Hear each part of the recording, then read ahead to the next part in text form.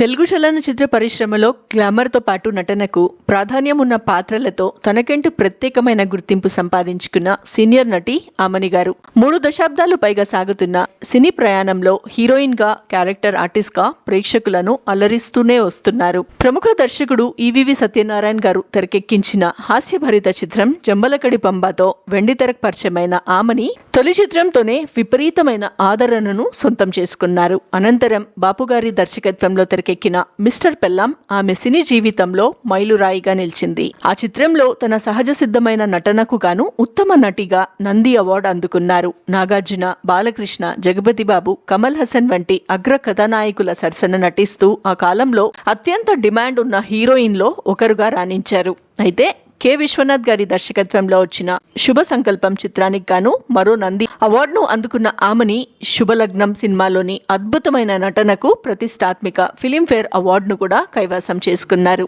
అమ్మ దొంగ, వంశానికొకడు వంటి విజయవంతమైన చిత్రాలు ఆమె ఖాతాలో చేరాయి. కొంతకాలంగా సినిమాలకు విరామం ఇచ్చిన తర్వాత ఆ నలుగురు చిత్రంతో రెండో ఇన్నింగ్స్ ప్రారంభించారు. అనంతరం ఎంసీఏ, చావు కబురు చల్లగా వంటి చిత్రాలలో తల్లి పాత్రలు, ప్రాధాన్యత ఉన్న సహాయ పాత్రలో నటిస్తూ సెకండ్ ఇన్నింగ్స్ లోనూ తనదైన ముద్ర వేసుకున్నారు. అదే సమయంలో పలు టెలివిజన్ సీరియల్స్ లోనూ నటిస్తూ ప్రేక్షకులకు మరింత చేరువయ్యారు. సినీ పరిశ్రమలో నటిగా ఎంతో గౌరవం సంపాదించుకున్న ఆమని ఇటీవలే ఓ ఇంటర్వ్యూలో పరిశ్రమలోని కమిట్మెంట్ అంటే కాస్టింగ్ కౌచ్ సంస్కృతిపై చేసిన వ్యాఖ్యలు తీవ్ర చర్చనీయాంశంగా మారాయి. కెరియర్ ప్రారంభంలో తాను ఎదుర్కొన్న చెడు అనుభవాలను ఆమె నిర్మోహమాటంగా వెల్లడించారు. అవకాశాల పేరుతో కథలు వినడానికి గెస్ట్ హౌస్లు, హోటళ్లకు ఒంటరిగా రావాలని కొందరు ఒత్తిడి చేసేవారని తెలిపారు. తాను తన తల్లిని కూడా వెంట తీసుకొని వస్తానని చెప్పగానే అమ్మని తీసుకొని రావద్దు అంటూ వారించేవారని చెప్పారు. కేవలం కమిట్మెంట్ ఇవ్వలేదనే ఒకే ఒక కారణంతో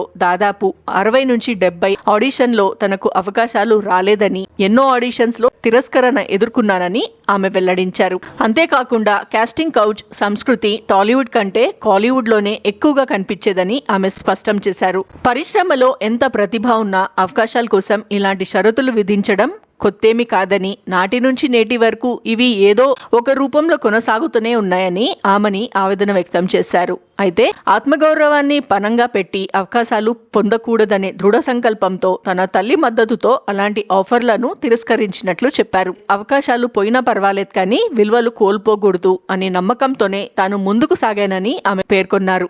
రాజీ పడకుండా తన ప్రతిభను మాత్రమే నమ్ముకొని స్టార్ హీరోయిన్ గా ఎదిగిన ఆమని ప్రయాణం సినీ పరిశ్రమలో అడుగు పెట్టాలనుకునే యువతకు నేటికి స్ఫూర్తిదాయకంగా నిలుస్తుంది అనడంలో ఎలాంటి సందేహం లేదు.